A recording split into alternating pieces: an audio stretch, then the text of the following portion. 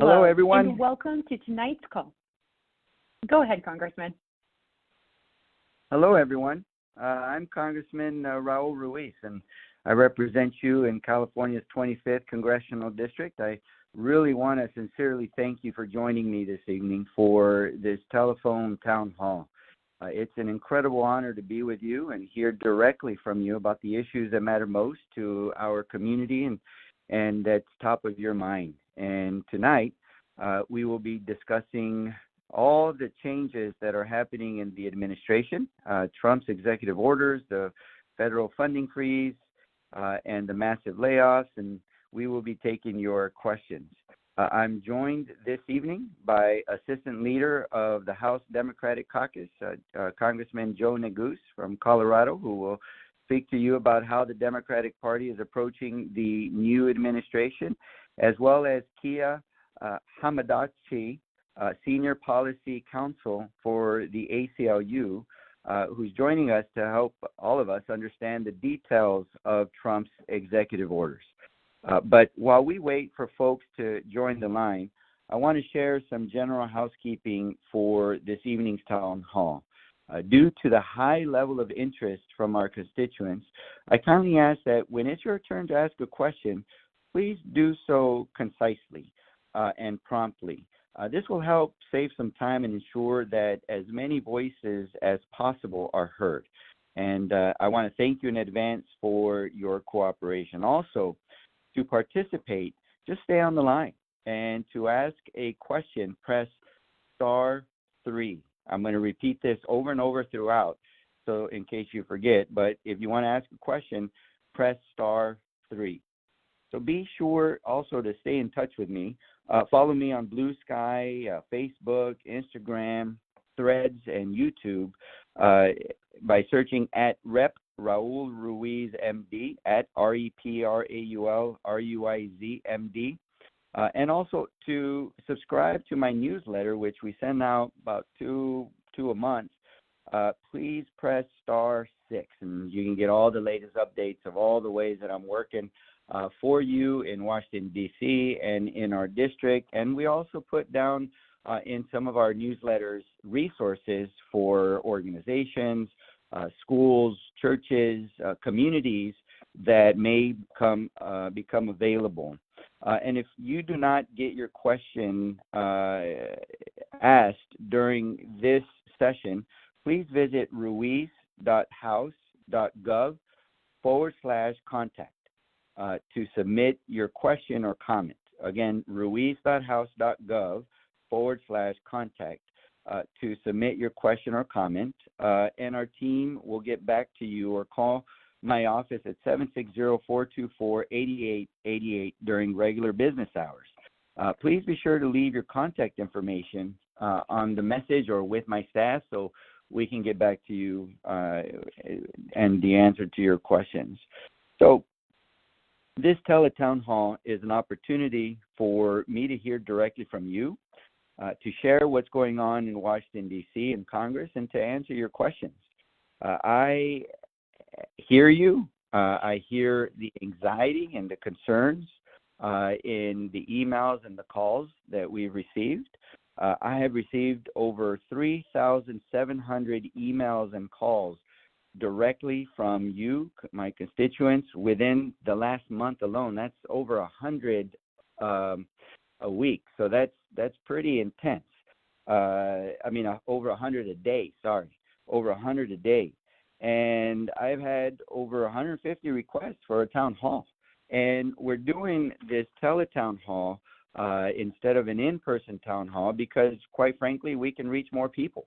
At a in-person town hall, we will be limited by geography since our district is so big that the folks down by El Centro will find it difficult to travel to Indio, or the folks in Hemet will find it difficult to travel to El Centro. So this is a way where we can reach as many people as we can and really get a conversation going amongst as many people in my district. So what is the concern? The concern that I've heard from my constituents is that President Trump has passed 104 executive orders and memorandums since coming into office. Many of these go towards the very fabrics of liberties that we have enjoyed throughout the years and programs that we have passed into law for the administration to implement. And as of today, there's been 74 lawsuits filed against Trump to stop his executive actions, and at least 34 of those rulings have at least temporarily paused some of the president's initiatives. We'll be hearing more about these by Kia from the ACLU. And we know that the administration is continuing to fight those in the courts. The biggest concerns are the illegal funding freezes. I say illegal because it's Congress that has the power of the purse. We write and authorize the programs and fund through appropriations what the administration can use in their budget to execute those. The president does not have the authority to simply eliminate programs or the funding for programs that Congress passed into law. And so we know that there is over $100 billion already that the president has frozen. To give you an idea of these impacts, he has frozen the Special Supplemental Food Program for Women's, Infants, and Children, or the WIC nutrition benefits, the Supplemental Nutrition Assistance Programs, Low-Income Home Energy Assistance Programs, the Child Care and Development Block Grants, Head Start and Early Head Start Grants, Adult Job Training Grants, Rural Electric Cooperatives and Rural Energy for America programs. That's important for the mountain communities up by Idaho. The Emergency Food Assistance Programs, Reach and Resiliency Grants, Home Energy Rebates. I mean, the list goes on, including solar energy technologies. We have the Small Business Administration loans and disaster assistance, halting SBA loans and disaster assistance. We got the FEMA's public assistance. I mean, it goes on and on and on. And we know that in our district, we've had a community health center that frantically called the office because they were concerned that these funding freezes during their time of the month for payroll was going to affect their ability to pay their employees. And if it continued for beyond 38 days, could very well force them to shut their doors. We also have heard from folks in Imperial County that employees that work in foster care could not access their website, theyouth.gov. Constituents shared stories about how their SNAP benefits cut by over $100 a month was putting them in a very desperate situation. Constituents are feeling chaos and fear regarding the financial hardships. In fact, the Medicaid portal went down, and our community centers could not get access to the information that they need. I just want to give you a reminder that if you want to ask a question, dial *3. The other concerns is the massive layoffs. 30,000 people have been terminated. 75,000 took the deal for the buyout because they thought they were going to be fired to begin with. And so we have over 100,000 employees, including 6,000 veterans in the VA system were fired. So we have a lot of issues that we're dealing with. In addition to those, we're fighting back a budget that the Republicans are planning to cut government services further in order to pay for the massive tax breaks in the tunes of billions for billionaires. Now, let's rewind. Back during Trump's first administration, he had a tax cut that on average reduced taxes for the top 0.1% by $252,000, for the top 1%, $61,000, and for the bottom 60%, that was less than $500 a year for tax breaks. So clearly 80% of the benefits from the first tax cut went to 1% of the population. And that's what they intend to do this time. In fact, there is orders to cut about $1.5 to $2 trillion worth of government programs in order to give $4.5 trillion in tax cuts, once again, the vast majority to billionaires like Elon Musk and his friends. And that will once again, increase the deficits even further. For reference, during the end of the George W. Bush administration, the deficit was at $1.4 trillion. At the last year of Obama, it was $0.59 trillion. The last year of Trump, it was all the way up to $3.13 trillion.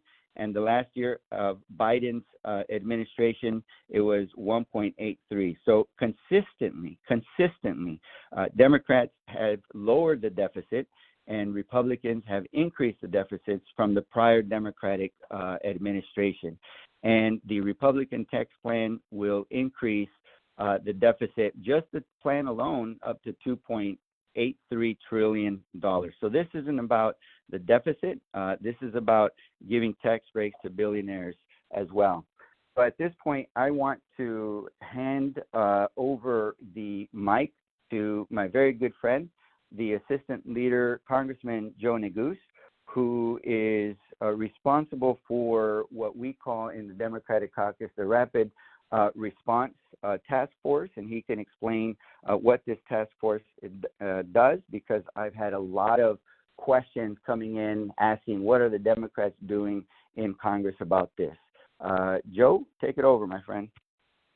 Well, thank you so much, first and foremost, Congressman Ruiz, for inviting me and for allowing me to participate in tonight's important teletown hall, and for convening this town hall with your constituents.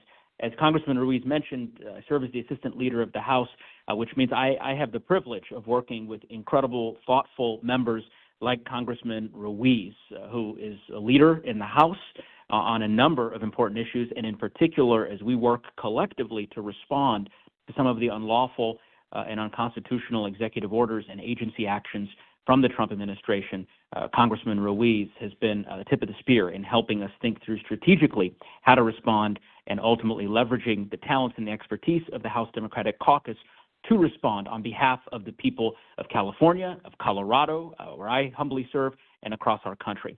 As Congressman Ruiz mentioned, the Rapid Response Task Force and Litigation Working Group is a clearinghouse that was created by Democratic leader Hakeem Jeffries to serve as a central hub in terms of marshaling our resources to respond to the unlawful executive orders and the agency actions which are having dramatic and draconian impacts across the country, which Congressman Ruiz so eloquently described just a few minutes ago. Our response has been threefold: legislative, oversight, and litigation. With respect to the legislative piece of this puzzle, we have introduced a series of bills in response to these actions by the Trump administration. These bills have broad support within the House Democratic Caucus. Several of them, of course, are led by Congressman Ruiz to try to address some of these abuses. One great example is the Taxpayer Data Protection Act. It's a bill that we introduced in response to the DOJ intrusion into the Department of Treasury, the IRS, and other agencies, and the potential improper accessing of personal, private financial data of constituents across the country. We only need 3 more Republicans to join us, and that bill would ultimately be able to get across the finish line. So the legislative effort is an incredibly important piece of our work.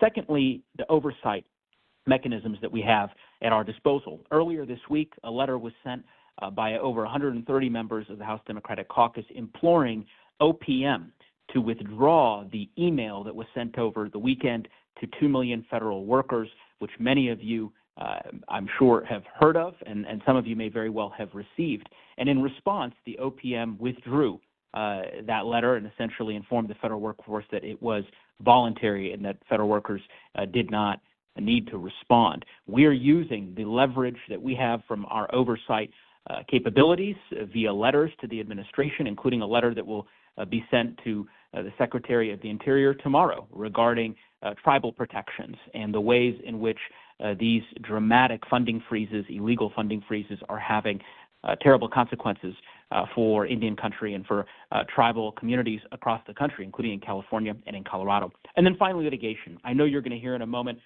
from a litigator, an individual with the ACLU. I would simply say that we are following closely all of the cases, over 100 cases pending in federal courts across the country, 11 different states, 14 different federal judicial districts. In the vast majority of these cases, the Trump administration has failed in defending the propriety of their actions. Those cases will continue to proceed through the system, through the requisite appellate processes, and we, as a litigation working group and rapid response task force, are working to develop strategies on how to respond to these court cases and also how to speak with one voice on behalf of our constituents and the American people.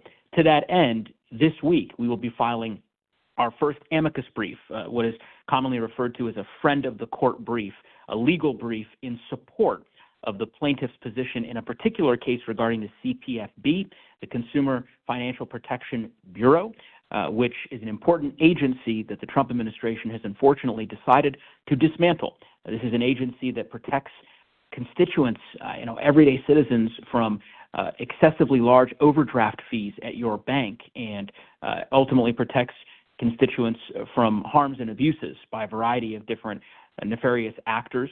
The administration is trying to dismantle the agency. House Democrats are stepping forward and will become part of that lawsuit by virtue of our amicus brief to inform the court that on behalf of the American people we represent, Article I powers should be respected. I will stop there and will just simply say we know it's a very turbulent time for so many in our communities and so many in your community. I would simply say that you are so well represented and in good hands with Congressman Ruiz, who, as I said, has become and continues to be a leader in our effort to push back against any actions that would harm his constituents and the good people of our country. So with that, I want to thank Congressman Ruiz for having me on the call, and certainly delighted to be able to join all of you and look forward to your suggestions, and will encourage you to reach out to the task force with any ideas you might have. Thank you very much for joining us and explaining all the efforts that are going on in an organized, rapid response way, and all the different fronts that we're fighting, Congressman Joe. We'll see you soon. Joe Neguse. Thank you. Next, Thank you, yep, you got it, buddy. Next, I'd like to introduce Kia Hamadanchy, the Senior Policy Counsel for the ACLU, who will discuss the last month of the Trump administration and all the executive orders and what they mean. Kia, take it away. Thank you so much, Congressman Ruiz and Congressman Neguse. I'm Kia Hamadanchy. I'm a Senior Policy Counsel with the ACLU, and I think with the first month of the Trump administration, we've seen many moves of questionable legality. They've raised serious separation of power concerns. And in many instances, the Trump administration is completely usurping the role of Congress. As the Congressman noted, there's been over 100 executive actions from the Trump administration, and we've seen many, many lawsuits. And the ACLU has filed a wide variety of lawsuits from issues ranging from immigration to LGBT issues. I just wanted to flag a few things that are top of mind in terms of the executive action. The very first thing is the funding freezes we've seen. There's no question these violate the law. The power of the purse belongs to Congress. There is a process by which the executive branch can impound funds, but it requires them to go to Congress and have a vote if they want to do it. The executive branch does not have the unilateral authority to freeze funding on its own. Otherwise, we've seen a number of legal challenges on this front, and the courts have by and large said that the Trump administration can't freeze these funds. Unfortunately, that hasn't meant in every case that these funds are flowing like they should, because we've seen attempts to try to evade these rulings without outright defying them.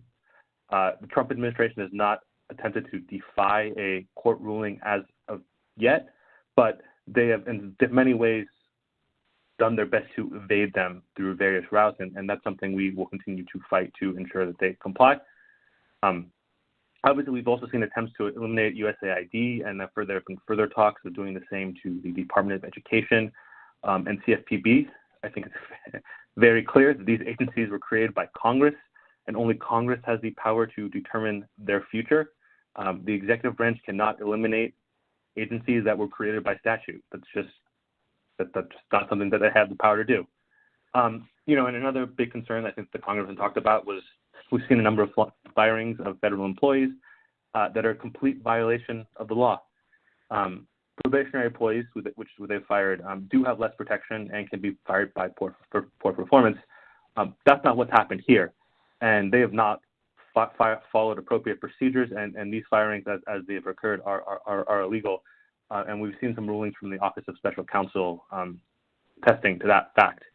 But more broadly, again, it is Congress who sets the budget for these agencies. It is Congress who gets to decide the size of the scope of these agencies and who should be making these decisions.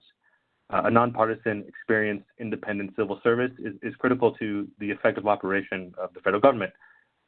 There was a time in this country when the civil service functioned under a spoil system and government positions were awarded based on political allegiance instead of qualifications and expertise, and that led to a lot of inefficiency and corruption, and that's why Congress established a merit-based system for federal employment. I also want to note the birthright citizenship executive order that came out in Trump's, I believe, first day in office. Every court that has looked at this thus far, and I believe it's been 4 courts in total, has been clear that this is absolutely in violation of the Constitution. And you've seen some judges say some pretty scathing things in terms of their view of this executive order. Like all these cases, it's something that's ultimately going to end up in the Supreme Court. But thus far, every court that's looked at it has decided that it just violates the Constitution. 2 other things that I want to note. I think we have major concerns with the move the president has made in interfering with the independence of the Department of Justice. You've seen career prosecutors be reassigned or fired in a way that absolutely is concerning to the rule of law. And I think we have major concerns in terms of his mass firing of inspector generals across the government, also in violation of the law. The inspector generals are people who are essentially the auditors for each agency and make sure that they are following the law. And this is just these firings were done in violation of the law, and there's a lawsuit pending on that as well. But it's just another way of trying to evade accountability from the Trump administration. And the last thing I just want to note is we have major concerns about the gutting of military leadership, including the firing of the chairman of the Joint Chiefs of Staff. This is a move that is entirely within the authority of the president, but it raises major concerns as this was done entirely without cause and as to potential politicization of the military, and something that we're keeping a close eye on. But I think broadly, these executive actions that we've seen, many of them are in clear violation of the law and very much threaten our systems of checks and balances, and that's why it's really important that we do everything we can to fight back. And with that, I will turn it back over to the Congressman. Thank you so much, Kia. I just want to remind all the listeners that if you want to ask a question, please press *3 to ask a question. Please press *3. Also, if you want to keep in touch with me, there's two important ways. One is to subscribe to my newsletter, which I send out in a monthly basis, sometimes twice a month, about the information about the work that I'm doing here in Congress and in the district for all of you.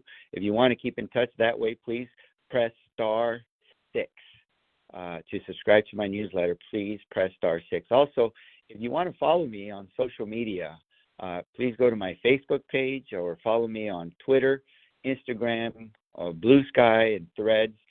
All under the name @Rep Raul Ruiz, MD, REP RAUL RUIZ, MD. Okay, at this point, Brittany, I'd like you to start taking some of these questions.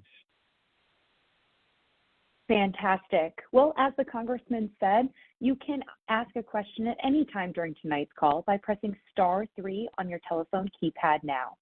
Our first caller is Charles from Banning. Charles, you're on the line with Congressman Dr. Raul Ruiz.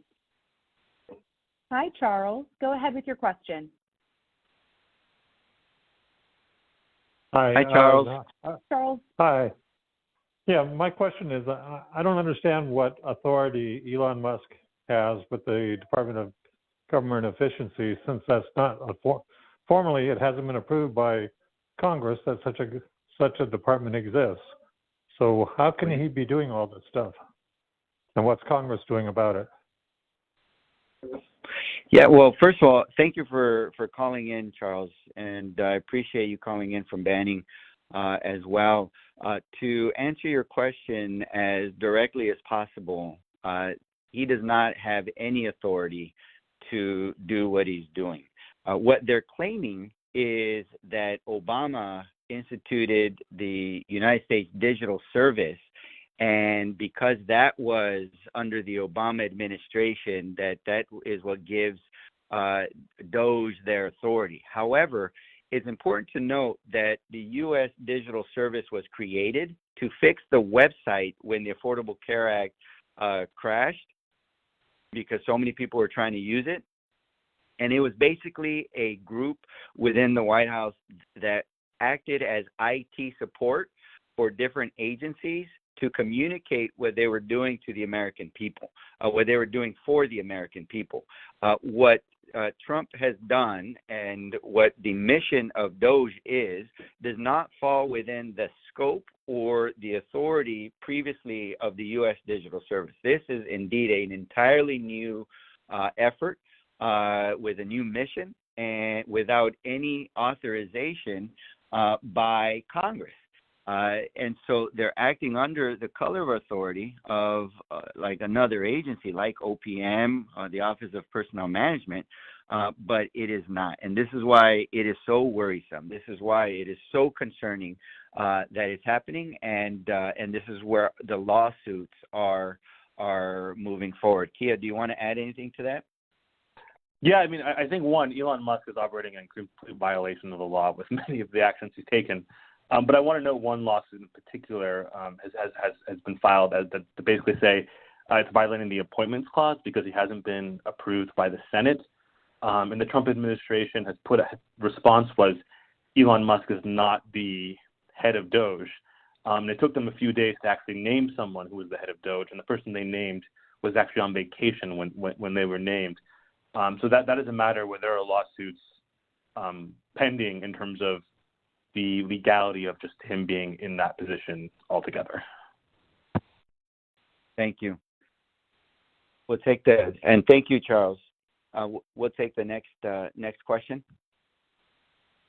Fantastic. Well, we are excited to have constituents watching on the Congressman's Facebook page this evening.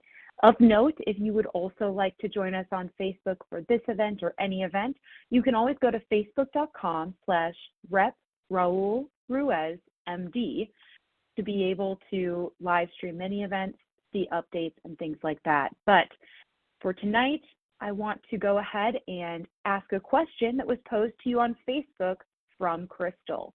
Crystal has this question: what are you doing to protect democracy? Congressman? Crystal, thank you so much for participating on Facebook in this town hall as well. And that is a question that keeps me up at night. Literally, I am at times I have difficulty sleeping. I wake up early and I have difficulty going back to bed because my mind is racing on what is happening in our country and the illegality of these actions and the way that this administration is not following the law and our Constitution. And so our democracy is at risk when we start to attack the institutions that protect our democracy, like freedom of the press, access from the press to information, to be transparent, when the administration violates the rules of the Constitution. And what really keeps me up is what if this administration disregards a judicial order? Our Constitution is set up so that if there is any disagreement between the different branches, if there is overreach or violation of presidential power, then the judicial branch can intervene and decide whether their actions fall within the limits of the Constitution. If there's any bill that Congress passes that could indeed violate the Constitution, then the judicial branch comes in and determines whether or not it is in line or not in line with the Constitution. What concerns me is if they give an order that Trump does not follow, because the judicial branch does not have a mechanism to enforce their rulings. They've relied on an independent Department of Justice, and we know that this Department of Justice has been hand-selected by President Trump and packed with blind loyalists, and he has purged many FBI agents and others within the Department of Justice who he thinks would potentially act in an independent manner, and also those that were assigned to look into his misbehavior in the past. So what are we doing? We're fighting in three different fronts. The first is the litigation front. We've had lawyers and state attorney generals who have planned their briefings since the campaign, because Trump is following the Project 2025 playbook that he said he denied during the campaign. It's to no surprise that he lied about that. In fact, the author, Russell Vought, is now the head of his OMB and the author of Project 2025, and he's implementing this project within the administration now. And so a lot of the executive actions were predictable, and within 24 to 48 hours, a lawsuit was placed that put them on hold. And so that we're continuing to rapidly sue the actions of the Trump administration as they violate the Constitution. The second is the legislation. Now, the frustrating part is when you have a Republican majority in the House, where they have control of the House, they have control of the Senate, and they have control of the White House, then it's pretty difficult for Democrats in the minority party who does not have the authority or the gavels as chairs of committees to subpoena the administration, to demand oversight, to demand transparency, to demand information legally through the power of Congress. It's the chair of committees that have that authority to subpoena and demand the information. We have the ability to write letters and to demand them as members of Congress, but that oftentimes can get ignored unless we're in the majority party, and by law you would have to comply. We also are writing legislation to show the alternative of what the Democratic vision is, and that we can get only 3 Republican members to join us to pass these legislation, so that this puts the heat on Congress to act and to move legislation through. And the third front is the mobilization. And this is where all of you come into play. This is where we have communication. We inform the public that we hold everybody's feet to the fire of the Constitution to make sure that things are transparent, above board, and that we have the ability to really look into the facts of what's happening and push back to demand that democracy is being followed. Thank you for that question. Thank you very much for that answer. Yes, thank you for the question, and thank you for the answer.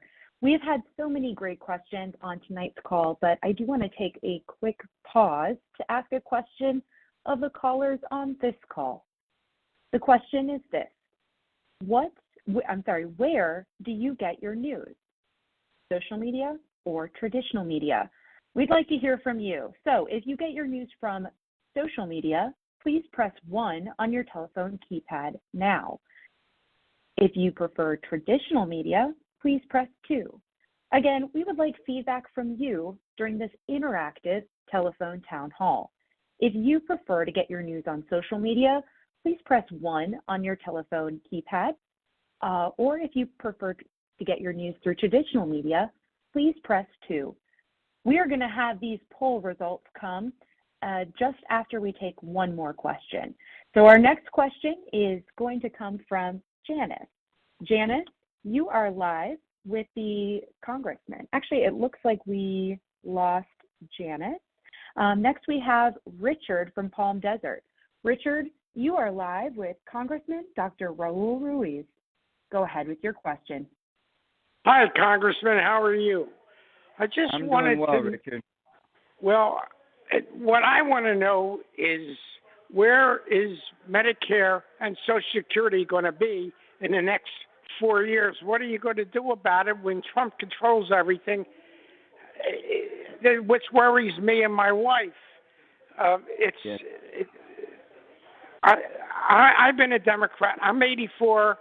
My wife's 81. We've been Democrats all our lives. And I am so upset because I want to say one thing, and then you can answer the question.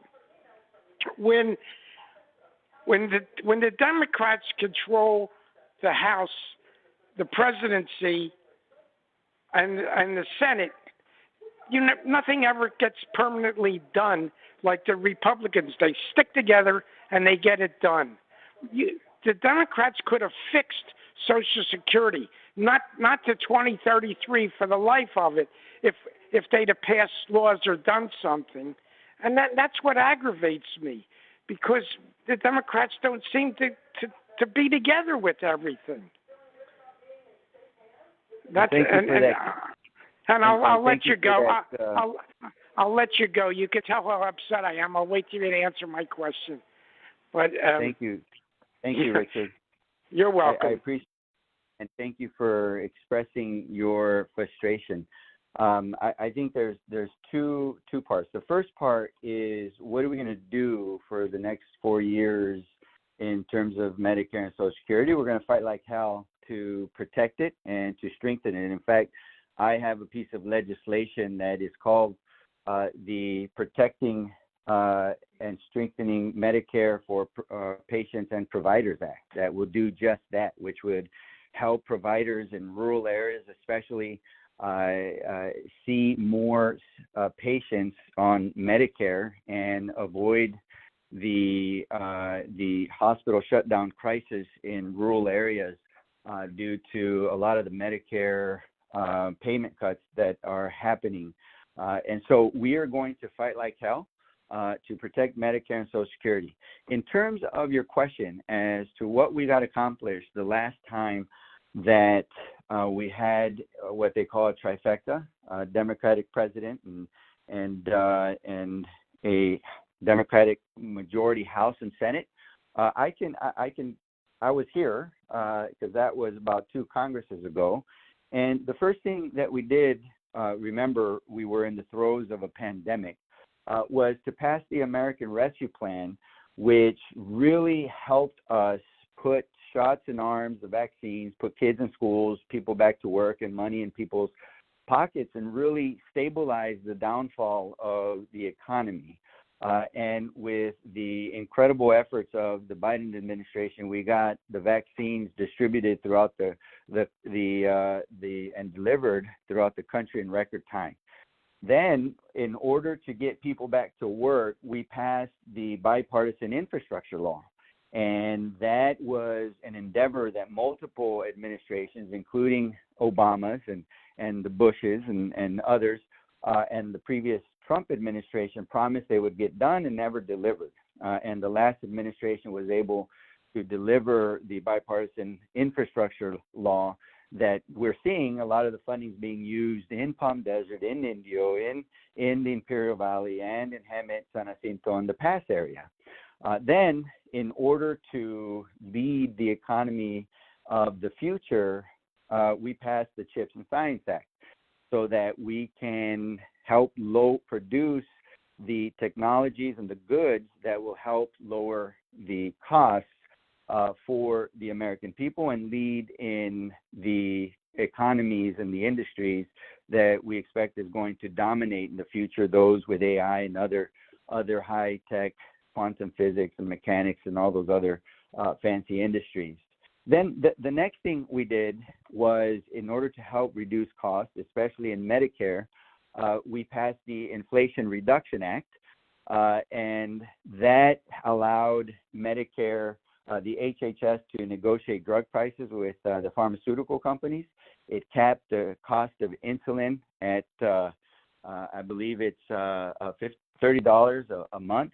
It capped the cost of medications for seniors to $2,000 a year. So seniors wouldn't pay more than that a year. And it provided a lot of rebates and incentives for consumers to purchase energy efficient utilities for their home, electric vehicles, so that it would be more affordable, as well as reduce greenhouse emissions for our climate. And it was a historic funding bill for all of our climate change initiatives that included hydrogen energy and solar energy. We passed also the PACT Act, which was my bill that I worked very closely with in the Veterans Affairs Committee, that provided presumptive benefits of service for veterans exposed to toxic substances, including Vietnam veterans, expanded those, and the toxic exposure that I led the fight against were burn pits. And so now we have about 3.5 million veterans and their families who now have access to health care due to their exposure to these burn pits than ever before. So there has been some incredible accomplishments, including, Medicare and Social Security, that Democrats have delivered for the American people. I prefer for them to be bipartisan so they can last longer, but we need to continue to make progress for the American people. I just want to remind folks, if you have a question, please press *3, and if you want to subscribe to my newsletter, please press *6. Thank you so much, Richard. And thank you, Congressman. I do have the poll results back. What we learned is that 70% of individuals on this call primarily get their news from traditional media, while 30% get their news from social media. Thank you to everyone who participated in the poll question tonight. Let's go back to the phones. Next, we have Nancy from San Jacinto. Nancy, go ahead with your question. You are live with Congressman Dr. Raul Ruiz. Oh, first of all, thank you for having this telephone call. It's good to have contact and hear the news. My question and worry is the concern on the measles illnesses. I read that it's now in Texas and another state or two, 124 cases. I want to be sure that Kennedy is not sitting on any measles vaccines, Kennedy in our new health government. So I want to be sure that he is not holding on to any of these vaccines, and if you could follow up if it's necessary. That's my question. Thank you so much, Nancy, and thank you for joining us from San Jacinto. That has me concerned as well. As of now, I have not heard of any reports that RFK Jr. has ordered any halts in the production or distribution of vaccines. However, we know that he has had some false. He's made some false claims about the effectiveness and safety of the vaccines. And we know through the pandemic that vaccines, which is has been the number one public health tool that we've had to help reduce the spread of certain viruses and illnesses, to protect the public and the public's health, what he has said about them has been false. And we're going to keep a close eye, meaning the Democrats in the Energy and Commerce Committee, of which I sit. I'm on the Health Subcommittee that has jurisdiction over the Health and Human Services. And yesterday, we forced a vote for Republicans to ensure that if there in any child that dies from measles, that we should have a hearing with RFK Jr. in our committee to address that death. And we know that this past week, one child has done this, and Republicans all voted no. So they're turning a blind eye to the role of Congress in providing oversight on the administration. So we have seen a drop in utilization of vaccines that have protected many of our population, and that has caused an increase in infectious diseases like measles that we thought was gone from our emergency departments and our clinics. And so I'm concerned about that too, and we're going to push back if there's any effort to withhold or delay the production of any vaccines that we need for the public's health. Thank you for that question. Our next question comes from Danielle. Danielle, go ahead with your question. You are live with the Congressman. Danielle, do we have you on the line? Oh, yes. Hi. I thought you were going to ask the question that I posed to you. You want me to read it? Absolutely, yes, go ahead Dan. with your question. I'm so sorry.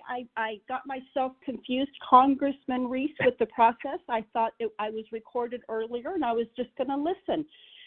Good evening, Congressman Ruiz. I hear nothing but wonderful things about you. I'm delighted to know of you. I would love to know, please, what your office can do to enforce stricter laws imposing stiff penalties against animal abuse, animal cruelty cases here in Southern California, Congressman, and will hopefully be implemented in all 50 states to send a strong message, please, that abuse of innocent, vulnerable animals will not be tolerated, Congressman. Thank you, Danielle, and thank you for calling from Imperial, the city of Imperial in Imperial Valley. I hear your concerns for the animals, and I appreciate it very much. I share them. I am a dog lover.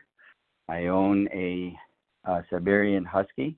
He was a rescue dog that we bought during the pandemic in order to keep my daughter's company, and he has been a family member. In fact, I have pictures of him on my cell phone, and I often show my colleagues and introduce them to my son. Of course, they look at me like I'm crazy because they know I only have two twin daughters that are 9 years old now, and so they're like, a son. And so when I show them the dog, they understand real quick. And every once in a while, I'll post some pictures of me, and Blue is his name, on my Facebook page. So if you want to see some, please join my Facebook page. I have had consistently a 100% voting record with the Humane Society, and I take that with pride and honor. I have co-sponsored bills that would increase the penalty for international elephant tusk trading, that would make it illegal to use certain horseshoes that would cause pain and elicit the horses to do what they call the horse dancing, and did a lot of other bills that would protect animals from cruelty. In terms of what we can do regarding the penalties, I believe a lot of them are state and county driven, but in terms of the federal government, we can look into them. I'd love to follow up with you regarding any thoughts. I'll follow up with the Humane Society, making cruel animal violations of basically our own humanity in harming these innocent beings. We can make it into a federal crime, and we can put penalties like we do for hate crimes against individuals who harm innocent animals. And also, I fully support the Animal Welfare Act, and I fund it every year, and that funding helps with the enforcement as well. So, thank you, Danielle, and thank you for caring for the animals.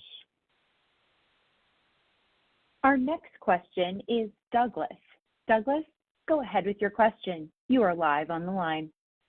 Hi, Congressman Ruiz. The Department of Homeland Security recently removed protections that barred surveillance based solely on sexual orientation and gender identity. What are you and your colleagues doing to address this and to protect LGBTQ+ rights and privacy? Thank you, Douglas, and I understand you're calling from Thermal. Thank you. Thank you. You know, one of the most vulnerable populations in our nation right now are transgender individuals, along with minors who are undocumented immigrants.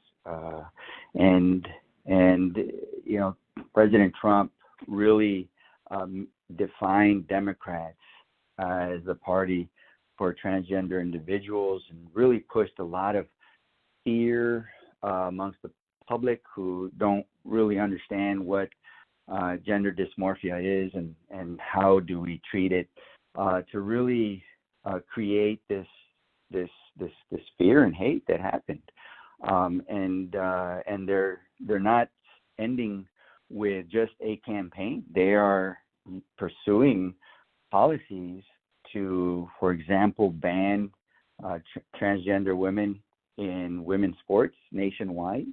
I take the stance that I think the local organizations who are working on this should decide what's fair themselves.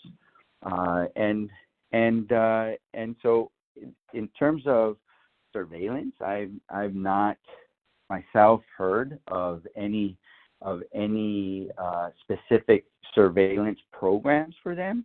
I can definitely look into it after this call, but I'm part of the Equality Caucus that focuses on promoting equality and equal application of the law for everybody, including protections of privacy and against surveillance by the federal government.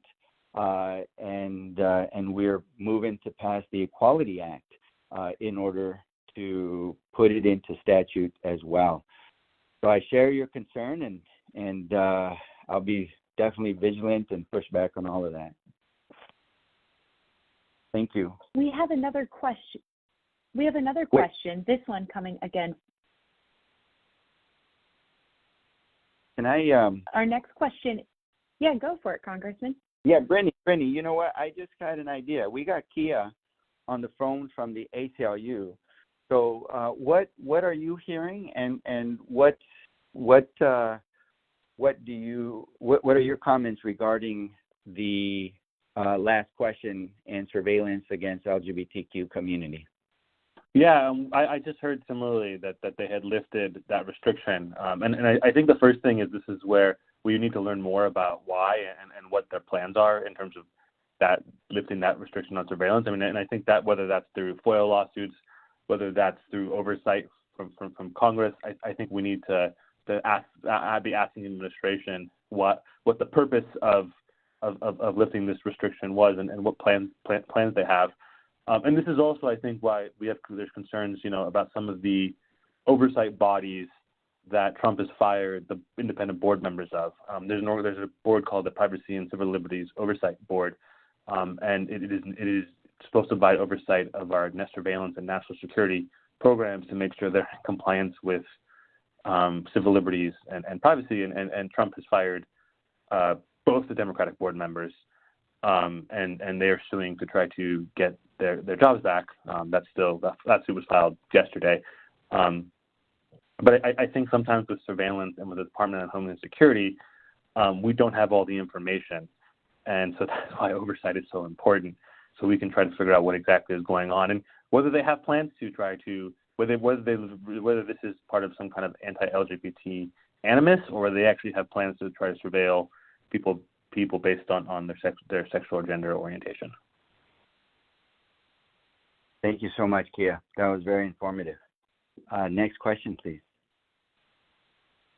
Wonderful. And we do have another question. Yes, we do have another question coming in from your Facebook page.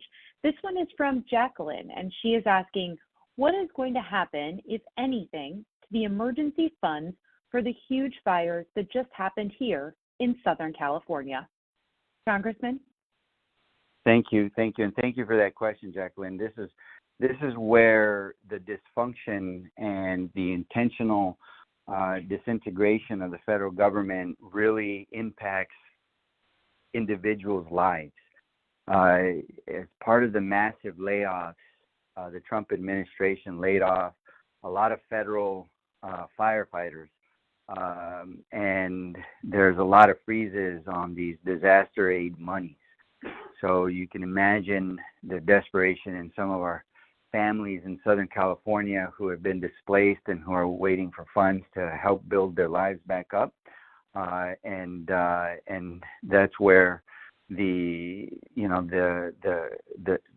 difficulties are really experienced, and it moves from the theoretical to the actual impacts that it makes in people's lives. So there's litigation against the freezing of those funds, and it's going to be worked through the courts, and we're going to make sure that we fight as hell to ensure that individuals can get them. So I want to thank you for this question. I want to thank everybody for keeping the faith. This is our nation, our Constitution, our democracy. We need to fight as hell to keep it. And I want to thank Kia from the ACLU for participating. I want to thank Brittany for moderating. I think, Kia, you complemented our conversations and really helped us with some specific legal actions and languages that are important for us to really understand. I want to let everybody know that I am here for you. My office is available for any question. And if you haven't asked the question or you didn't get your question answered, please go to ruiz.house.gov/contact or call my office at 760-424-8888.